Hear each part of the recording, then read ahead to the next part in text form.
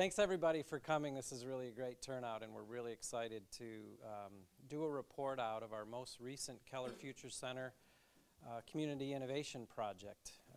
As most of you know, we use the human-centered design approach or methodology and toolbox to lead community innovation projects focused on solving some of our region's most pressing social issues. We've done 5 projects up until now. This one being probably the most, the biggest, most complex issue we've tackled so far. Yeah. Here we are. I mean, basically, Dr. Helly said, you know, we have a wonderful center.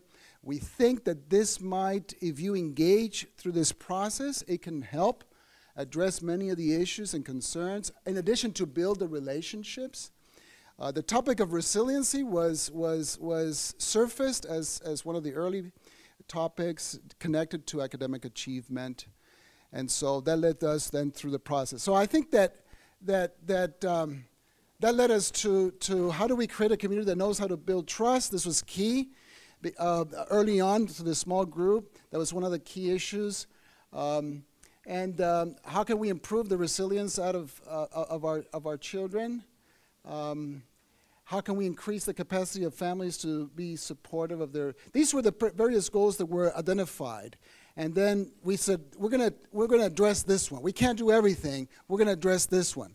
And of course, this is a high priority as well, and I think that the result. I would be the first to say that I think trust has been built. I know Donna better. I know Tony better. I mean, I think there's been a great process of understanding. Wendy and all of you, Tony, all of us who've been part of this conversation. And so this is where we decided to start, and we addressed this in the process. But we're at a place now where we're planning now to expose these ideas to as many people as we can to get feedback to help us decide which ones are higher priority, which ones could be the most impactful, and also to inform us on what the next logical steps should be. We did a little exercise to define what resilience meant to us early on. And this graphic kind of talks about what we learned. So, you can do a lot of secondary research, and we can borrow a lot of information from people who have studied this before us. But one thing we talked about early on in the process is that we have to make the results ours. We have to understand what's unique about our community and how it fits within the context of our community. Otherwise, we're just borrowing someone else's idea and almost force-fitting it, and the chances of it being successful are minimized as a result. So it was interesting. The team can remember this infinity symbol, the idea that resilience is not taught, but it's learned over time. And one key insight that we got when we came back from our research is that kids, especially Latino youth, are extremely resilient. Their lives have included more barriers than maybe most people. So they're resilient. So this gave us a chance to rethink about our solutions, as you'll see. At first it was, let's go out and build resilience. But once you discover that people are already resilient, quickly you say, okay, now how do we leverage that resilience? How do we give them opportunities to exercise that resilience and understand that that's already built into them? So this discussion helped us to reframe that. We also discovered that there are barriers that are always going to be there. There are support systems, and there are personal motivators. These came directly out of our research. And this continuous process of learning happens by being challenged by the barriers and leveraging those support systems and internal strengths and personal motivators on a continuous basis. There was an analogy made that resilience is a result of a consistent inoculation of life's troubles, right? So you get a little dose of the troubles. You use your support systems and inner strength to overcome. You learn from it. That way, when these barriers show up again, we can keep going. So in some cases, I think we even learned we need to work on eliminating the barriers, but chances are for all of us, a lot of those barriers will always be there. So we need to build the support systems and the personal motivators. And you'll see that all of our ideas reflect those observations. In addition, we also had these barriers. And for me,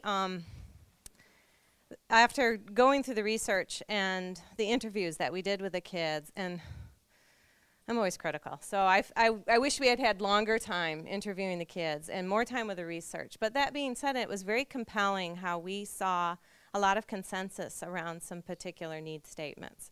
So everything Edwin introduced and these sort of deeply informed as we went forward with all the different components to the design process.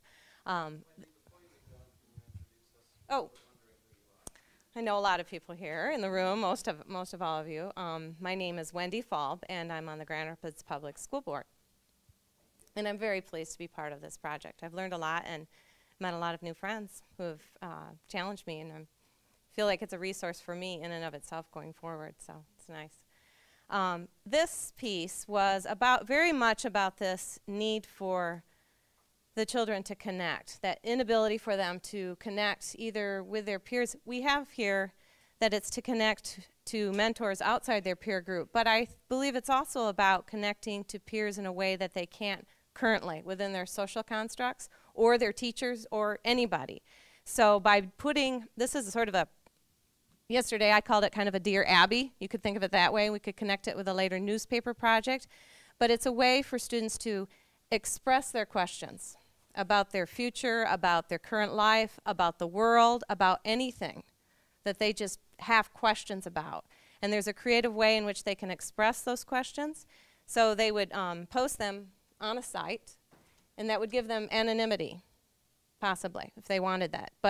And it also give them an expressive way to put that out there. You would have somebody manage the site, and you would also have people putting input into the site that could answer these questions. So you could get parents, you could get mentors and professionals throughout the community, you could get your fellow peers, teachers, but it would be a way to come together, and then other people could see those questions. So you would know students would share those questions, those curiosities, those problems, or it might provoke, you know, I really do have a question about that.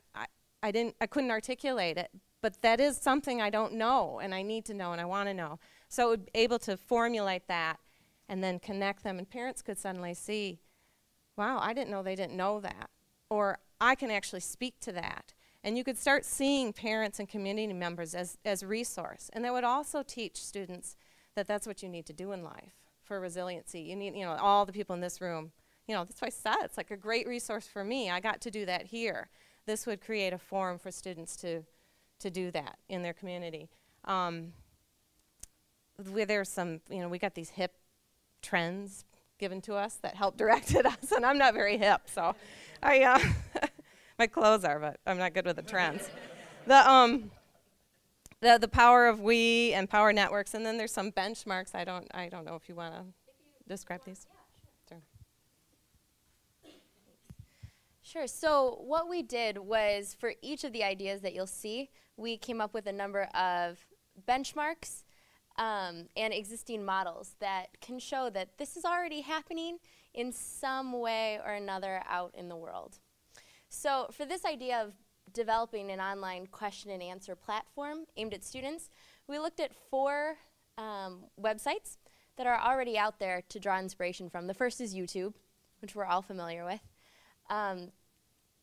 Then the next is actually Kickstarter, which is an online forum for people to put up their ideas and then get fundraising opportunities from that. Another benchmark is Pinterest, which is a place where people can go and pin the interesting things that they see out on the web and create different virtual pin boards. So maybe you're really interested in cooking, and you can pin all of your favorite recipes and share those with other peers. And then, of course, finally, Yahoo Answers is a really simple comparison where people can go on and post a question. What makes our idea different is, again, that it's aimed at students, and that it's also got an element of interaction that really isn't found so directly with these others. My name is Francisco Barraguez. I'm the parents liaison for the Grand Rapids Public School. And one of the solutions that we're going to talk today is travel club. Uh, the first things that come to my mind when we talk about travel club is the current situation that the Latino students are facing right now, and they are negative influence to them. Like, for example, they are receiving peer pressure from families to contribute at home. They have limited access to resources. They have uh, uh, negative influence from friends.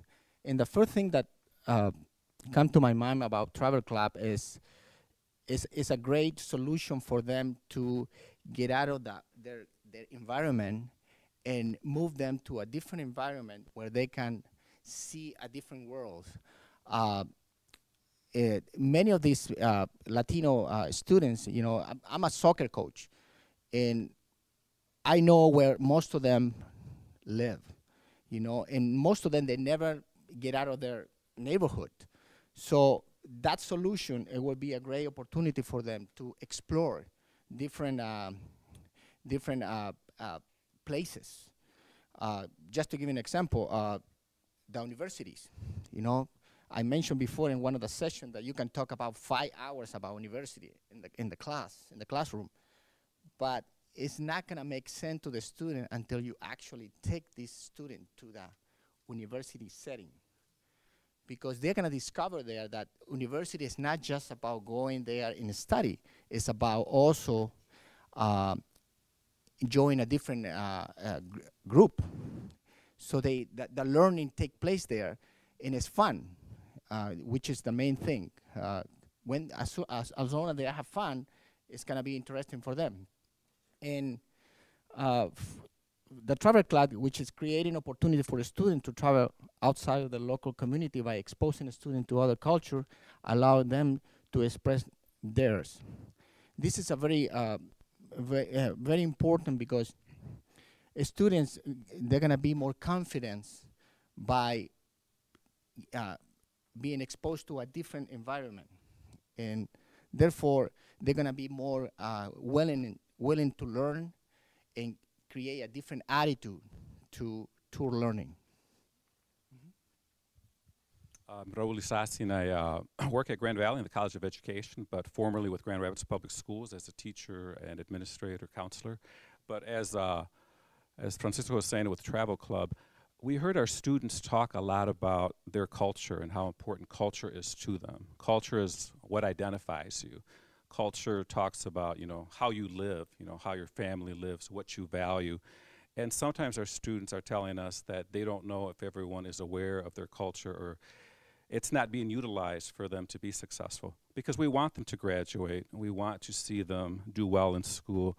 We want them to have a college, you know, to think about going to college or higher learning, something beyond high school. So Travel Club gives you an opportunity locally, you know, to travel within your neighborhood. I worked for a number of years on the southwest side of Grand Rapids, and I became principal on the west side. I'd never been on the west side of Grand Rapids, and that was a journey. And our students do that when they go into the schools. They're journeying all the time. So this will allow them to expose themselves to other cultures, to teach others about their culture. And many talked about the isolation they feel sometimes at school. There's students that go in and day out. They're not the athlete. They're not, you know, the top 10 academically, but they're there for 4 years. And they talked a lot about the loneliness and not connecting all the time. So this is one idea that we thought. Locally, within your neighborhood, within the city, we mentioned college trips within the state of Grand Rapids. I remember the first time I went to Detroit, I didn't know there was an Arab population in Michigan, and it's one of the largest. So our students need that exposure. And this is, you know, we talked about exchanges with other schools. We talked about, you know, just the museums, the landmarks, all the other resources that we have in the city of Grand Rapids. So this is an opportunity to partner with our resources in our community. There are, yep. I don't know if that's where you were heading. So there's a number of opportunities with, and I didn't introduce myself before. My name is Juliana Nejas, and I work with Tiger Studio. So there's a number of opportunities with the travel club that not only include local travel, but include national travel and potentially international, depending on what's going on. And that doesn't have to even be physical international travel. It could be virtual as well, which will allow students to feel comfortable. If you can get them exploring somewhere they're unfamiliar with, they will be more likely to go ahead and explore those other neighborhoods of Grand Rapids and go places that they've never been before. So we looked at a few things that were just going on, not necessarily within the school system, but nationally, different sorts of programs.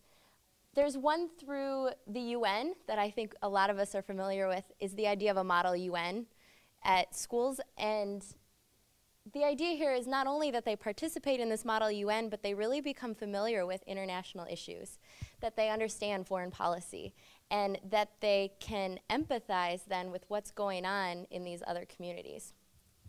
And through that, also get a stronger understanding of what's going on with their own culture, just from a new perspective. Another idea is this rustic pathways, which is a traditional sort of travel experience that you can either take a group of high schoolers or you can go with your family. There's also one through National Geographic where you go on assignment and you travel around the country and potentially the world, and you use your experience to write papers or create a PowerPoint or do some kind of physical artifact from your experience that you can then trade in for class credit. And then there's another one called 21st Century Schools. And this idea is more about virtual travel, learning about the world around you and also connecting virtually with people around the world through a sort of virtual ePal program. And you can go on and you can see what other classrooms are doing on the same projects that you're working on. So there's one going on right now about food and culture. So you learn about the economics of food, health foods, the trend of McDonaldization of the world, basically, was one of their modules. And then after you learn about it, you connect with kids across the world on these same topics so that you can really get a more global perspective. Good afternoon. My name is Jonathan Mikulich. I'm a designer, and I currently work at Network 180 as the communications director, and I have also have enjoyed having the privilege of working with all these esteemed people over the last 7 weeks. But I'm going to talk about the student paper, creating a trilingual student-run newspaper produced for the community. And the hope of this type of initiative is to create a student newspaper, the likes of which have never been seen before. But we're going to, thanks. But more on that later. I actually want to talk a little bit more in depth about the research and some of the problem solving that went into this. With regard to the research, and basically that is what we discovered, there were basically some motivators and barriers. And when I say motivators, things or elements that from interviewing kids and families that realized needed to happen with all these initiatives, but with this initiative in particular, some of those motivators were being able to have positive reinforcement for kids, and also the opportunity to be recognized for what they do. In addition, there's a need for some structure and discipline and opportunities for personal improvement. Among some of the barriers that we found from the research that we hope this would address would be a lack of connection to other individuals and feelings of isolation. Now, as far as how this addresses resiliency and some of the problems that from the research that we're looking to overcome are one of a lack of self-esteem, a lack of acknowledgments for the achievements that these kids may be engaged in, and being able to improve the relationship with some of their peers, their caregivers, and their families. One thing I'd like to talk about, and you've probably seen this on a couple of these, well, you have seen these on some of these cards that have been presented, but we, along with Tiger Studios and the Keller Future Center, developed these personas, which are, I guess, snapshots of kids that these initiatives would be developed for. And I just wanted to talk just briefly about, not that this would be exclusively developed for this particular individual or this particular child, but a snapshot of somebody that could benefit from this initiative. For example, this individual, her name might be Isabella, and she could be somebody who was born in a Latin American country. She's smart, she's positive, she has dreams of success. However, she does have some obstacles with language, possibly, and some barriers of balancing issues with home and school. And there's individuals like her that these initiatives are being developed for, and this one in particular. Some of the trends or some of the benchmarks, existing models, I won't go into the specific details, but I will talk about how they basically inspired us to come up with this particular initiative for a student paper. Interactive engagement, the ability to have interactive storytelling and to visually manage or basically curate content. And when we think of that, we may be familiar with social media elements such as Facebook. There's also the idea that this should be able to help kids find balance, be able to deliver self-actualization, self-realization, and a sense of belonging. Some of the goals that, excuse me while I shuffle my papers. Some of the goals that we looked at as far as this initiative being able to solve.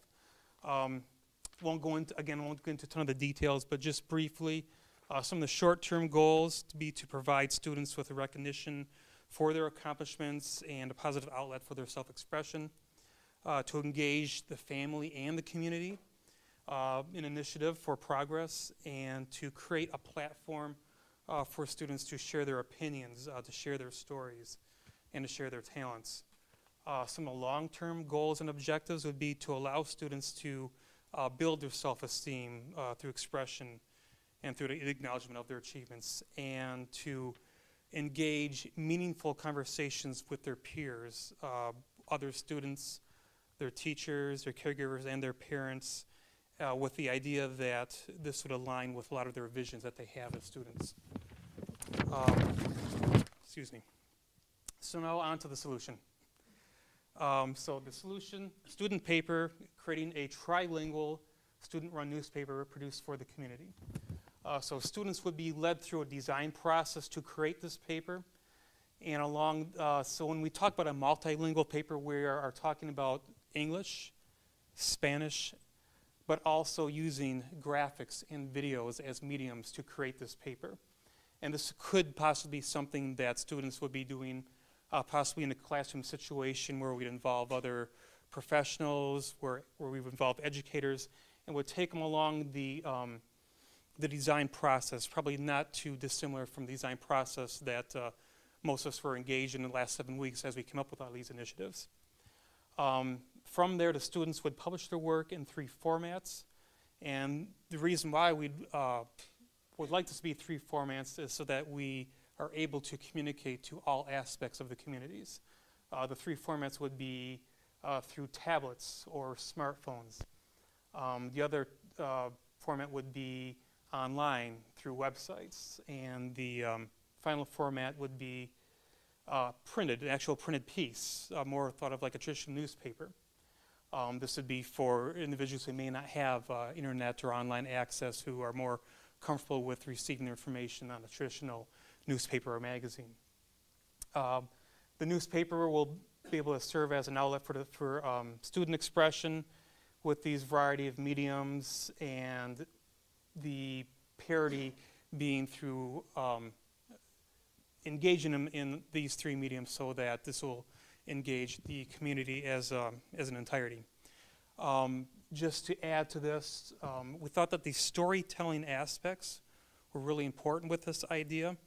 And although if this is an idea that would be implemented in schools and in the community, it would certainly be something that we'd want the students to be engaged in and to decide on their own terms what it was. But for inspiration, we thought that it could resemble possibly a graphic novel, but maybe that could include like some video, some interactive qualities. Another source of inspiration was the novela. And for those of us who are part of our Latino communities, we know that novelas are a very popular entertainment format that tell really engaging stories. Okay, journey mapping is creating opportunities for students to document their life journey and model their lives. And Mr. Matias? Yep, John Matias. I'm the community school coordinator working out of Burton Elementary and Middle School. And so I work directly with parents and students. Okay, and journey mapping is a digital service. As you can see, you see the computer, you see the map, and it helps the students virtually engage and helps them process past, present, and future. So they can see where they've been, where they're at, where they're going to go. And I'd like to go back to storytelling because we all have a story to tell. All of you have a story to tell. We told each other our stories, and they need to be shared. So there's one component where students, educators, mentors, professionals, community members can be part of journey mapping. And if I want to be a teacher, I'm in the College of Ed, so I'm going to talk about teaching, but perhaps medicine or law, if I saw someone's journey map or saw what they went through, I could begin to gather more information on what's involved. You know, short term, next week is the ACT MME our students have to take at the high school. And for some students, that wasn't part of their journey, and it should have been. And it can become part of their journey with this process. Yeah, this for us was pretty powerful because it brought back in terms of answering the question of who am I, and what do I bring to the classroom. Certainly, you know, when we think of our high schools, they are a global place already. I mean, we speak so many languages already within a school, so you can imagine if students had an opportunity to connect that with each other than you're African American, I'm Hispanic, you're Puerto Rican, and so forth, but to be able to do that in a space where not only are they affirmed, but they're also challenged to connect the present to the future and who they are. Again, you know, we look at these snapshots of young people. 16-year-old, born in Texas, enjoys biology, struggles with self-esteem or self-confidence. Older brother is a negative influence.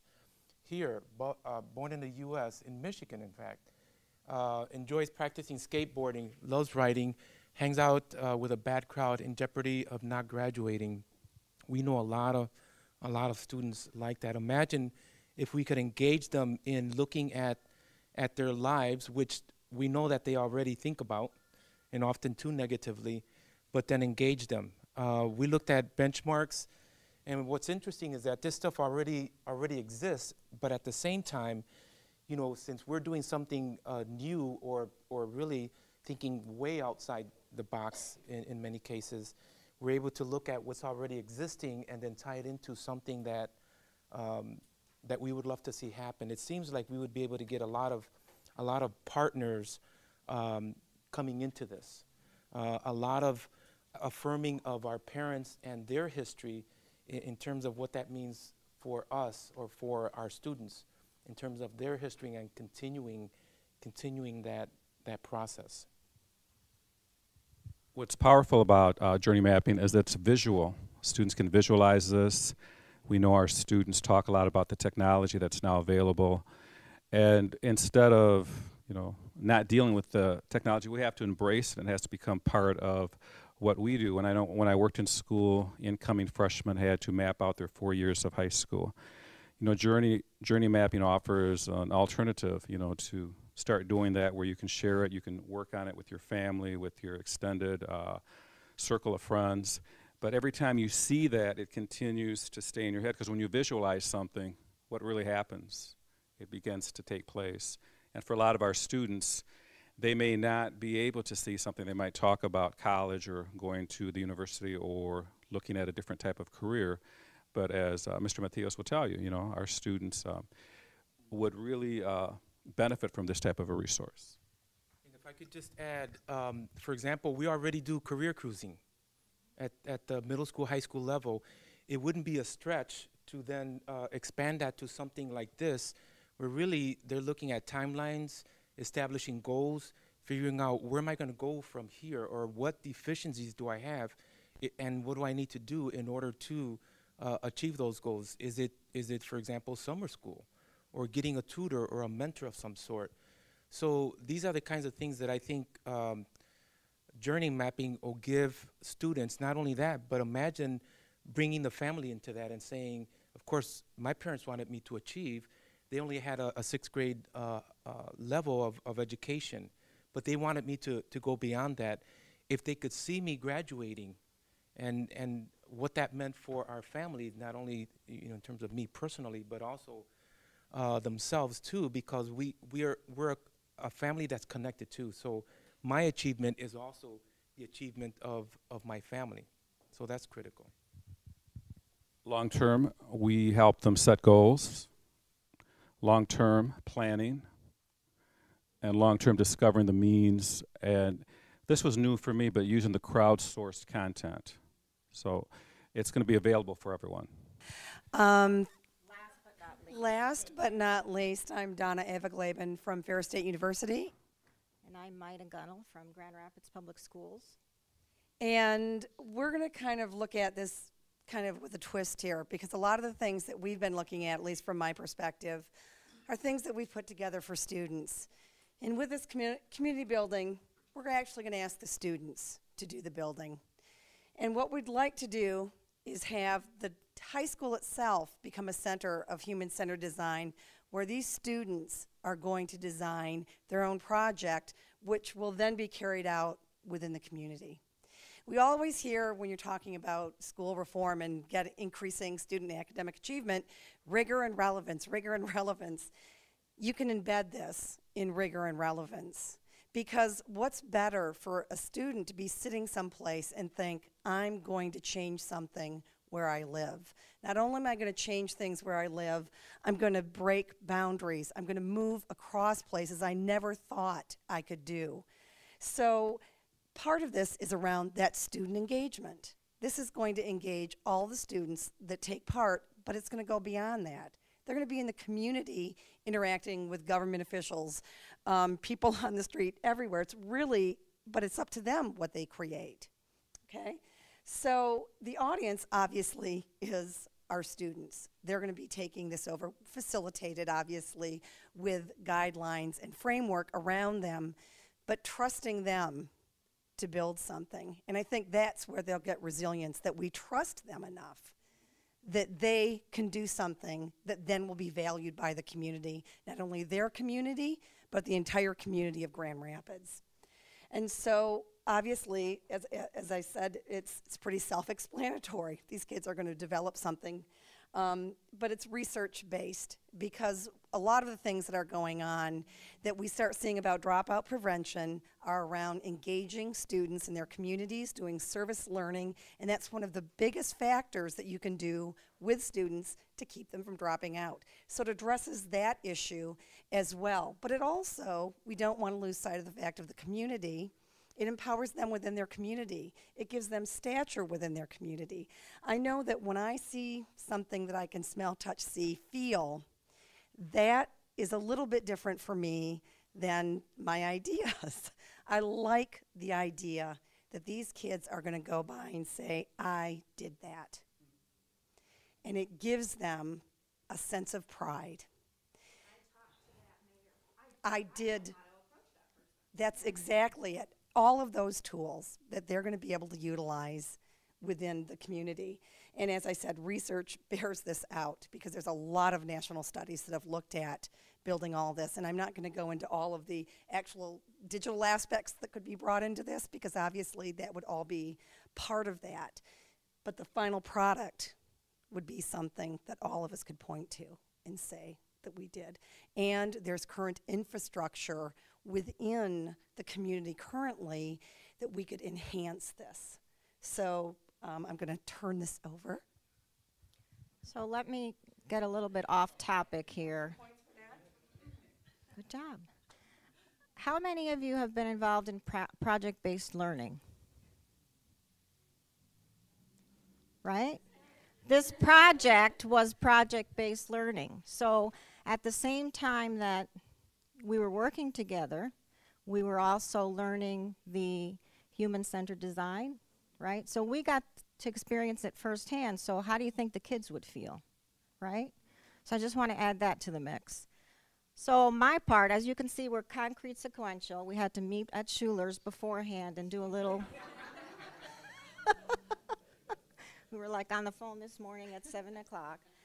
So anyway, the solution is what we thought about was real life versus virtual. Kids are going to get their hands on the project, the real learning, but you also have to remember that part of the solution is embedding critical thinking skills, embedding relevance and rigor. What's rigor? Rigor is higher order thinking skills, right?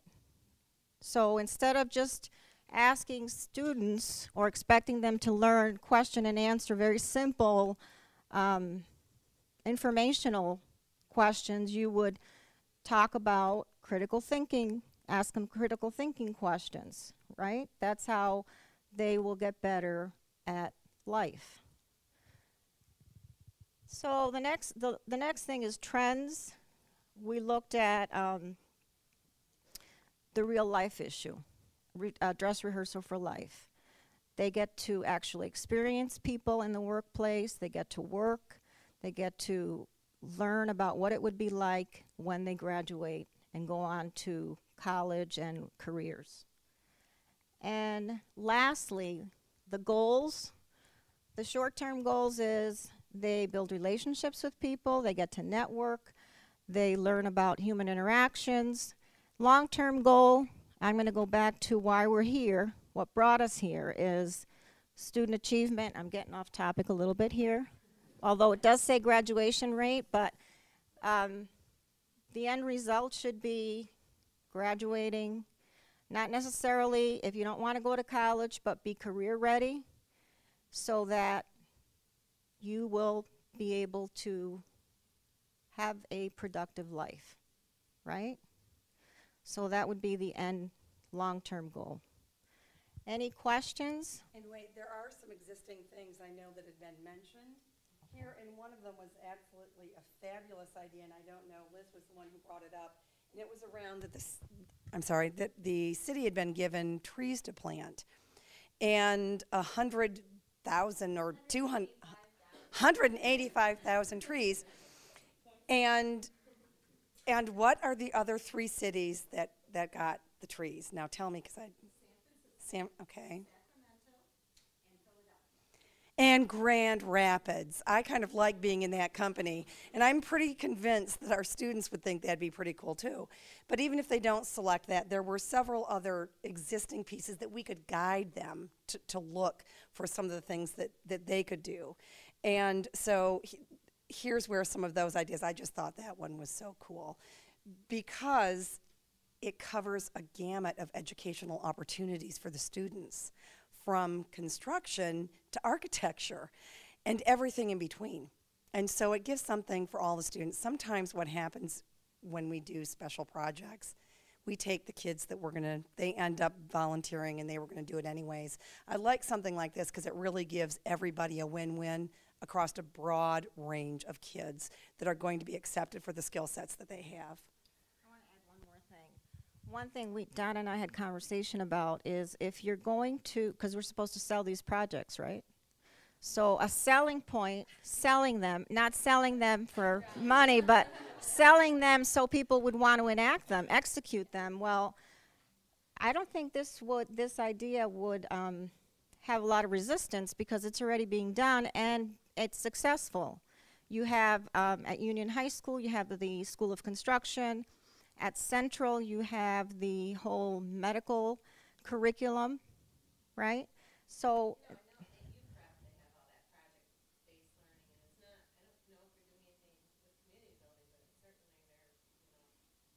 what's interesting about this too is that they come from a base where they know something. So you're not asking them to jump to the moon to start.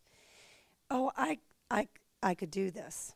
And so it goes back, we're going to give them this opportunity. They can start with a little bit of knowledge that they have that they can enhance, and it makes them a lot more comfortable to start going out. If you ask me, let's go do whatever, and I have no knowledge of it, but if you said, let's cook something, oh, I know how to cook. I can then jump on. So this kind of gives a little bit of a comfort zone, but then really expands for the kids to take it wherever they want to. So before Liz talks about next steps, I wanted to just highlight some key points of our process. This is a process overview, and you know, these projects, we leave a lot behind, a lot of artifacts behind. We move pretty quick. We only have so many hours to get through the process. Our priority is to expose people to a better way of working with each other and a more productive way to create solutions. Because of the time, we're not always sure that we can go deep and broad in all the categories, and that was a big common kind of pushback on the process, is that we wish we had more time. So for our guests, I want you to know that these are just a few of the ideas that bubbled up and were prioritized by the team. Some of the other artifacts that are left behind, number one, we started with making a super complex issue small. And in today's world, these complex issues we're dealing with are so overwhelming. We can take so much time debating, arguing, discussing what to do. But the minute you choose a project and engage people in solving it, there's momentum, there's progress. It might not be the exact right momentum or the exact right direction, but it's like creating a prototype that people can look at and give you feedback, and you can change that direction very quickly. So that's what we did at the beginning. Like Edwin said, we chose one project, but we could have chosen out of 35, 40, 50 projects. But we have momentum. Now we have ideas that people can respond to and we can react to. The second thing is we exposed ourselves to a process that does allow people to work better together. We felt more comfortable with each other. Everybody on the team had a chance to express themselves equally. We're sick of sticky notes, but you know what?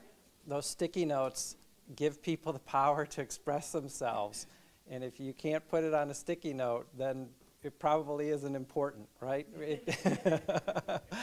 And what I mean by that is, you know, these projects are complex, and the tendency, once you decide to focus, is to keep going bigger and bigger and bigger. And we call that scope creep in the business world, where projects get a life of their own and they never get finished, or you always miss the target or don't meet the objectives you started out to pursue. So the process allowed us to get together, focus, and end up with a result. The other thing, though, that I want to say is we've left behind some really good stuff that in the work that you do when you leave here, you can revisit. The trends that people have referenced, we looked at global influences, global trends in social cultural areas, in technology areas, and in education. And we chose those because we thought they were most influential on this topic. I think everybody thought when we read those and read the manifestations of those, they were inspirational. So if we thought we couldn't do something, there was always something else out there that looked like what we were thinking or felt like what we were thinking, and it was motivating to know that, you know, we can do it too. We just have to figure out what's right for us. The other thing is we talked a lot about the needs statements, a lot of really rich content there that we can keep going back to either justify some of these ideas or defend them, but also to test ourselves. As we morph these ideas based on feedback, we always have to go back to that kid who was saying what they needed, and do these ideas really help that kid get what they need versus what we need. We ended up with 6 bigger opportunities. These ideas are one idea that of many potential ideas that support a bigger idea. And they were helping kids to be better storytellers, period. If we could help kids be better storytellers and use that skill in life, they're going to be better equipped to navigate life. However we do that, it doesn't matter what the form is. As long as we can enable that, we're going to be doing a service for our kids. Train to gain, where we said, let's find ways to have this peer-to-peer interaction where kids can be aware of their skills and abilities and pass it on to their peers. Power networks, teaching people that social connections and engaging with a bigger social network is really, really powerful, and staying too close to home might be a detriment. Scenario builder, the ability to model life, to be aware of where you've come from, what your strengths are, and model the steps that allow you to get to your preferred future is really key. Being a systems thinker, and then X factor, where we said, really find your strength and use your strength as your first step is really important. So I don't want people to leave these behind, because these were really powerful, and I think they're what fueled our final ideas, and they can fuel many more ideas. And then, of course, we have the ideas. And the last artifact that we leave behind is what was already mentioned, is that we're better friends. We're more familiar with each other. We're more familiar with our perspectives and opinions. The agendas we might have had in mind that we thought everybody had when we walked into the room still may be true, because we all represent different organizations, but we all understand how we think a little more, and maybe it's a little easier for us to approach each other with difficult comments or discussions. So it's kind of like summer camp. Whenever we finish one of these things, it's kind of sad to say goodbye, but we're going to continue to stay together, and Liz is going to tell us how we're going to do that. So it's not goodbye yet. So I am Liz McCormick. I'm the Director of Innovation Initiatives at Grand Rapids Community College, and I am working with the Keller Future Center and trying to bring this community innovation platform forward. And this is our 6th project actually now, and again, as Bill had said, trying to figure out in every project, how do you take the richness that's on these walls and put it on the streets? Because that's where it becomes real.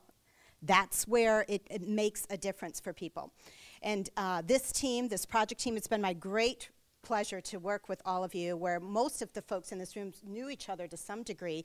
We really didn't know anybody as part of this group, and so we've met so many new people in our community, and it's always so incredibly refreshing when we hear so much negativity about what's not working and how complex things are, that there is such richness in people who want to give back to their community, who want to make a difference, and who want to do that especially for our youth.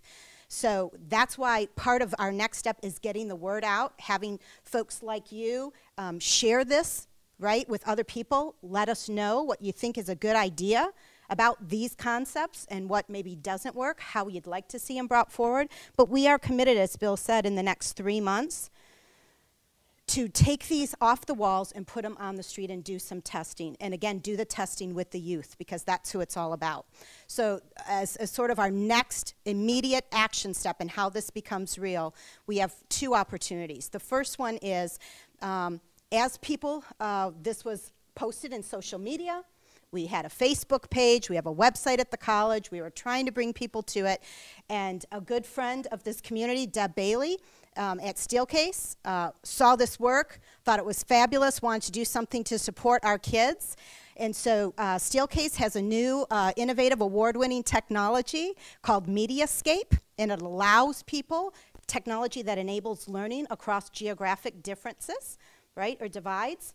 And she was aware of a design school in a small community called Dalton, Georgia, who their teachers have actually taken this design thinking process, right, this human-centered design process, and integrated it across curriculum and did this work. And so those students, and they are also a very heavy Hispanic Latino community, 50% of their county is Latino.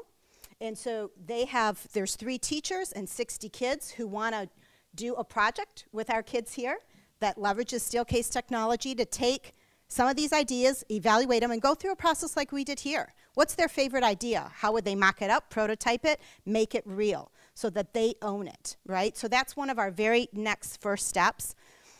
The second next step is, again, bringing other coalitions, the people who were part of this summit, others in the community who want to know what was this all about and what did you actually achieve and how do we engage it, including social nonprofits, our business leaders. So we're going to bring those folks together and we're going to help share this story more broadly.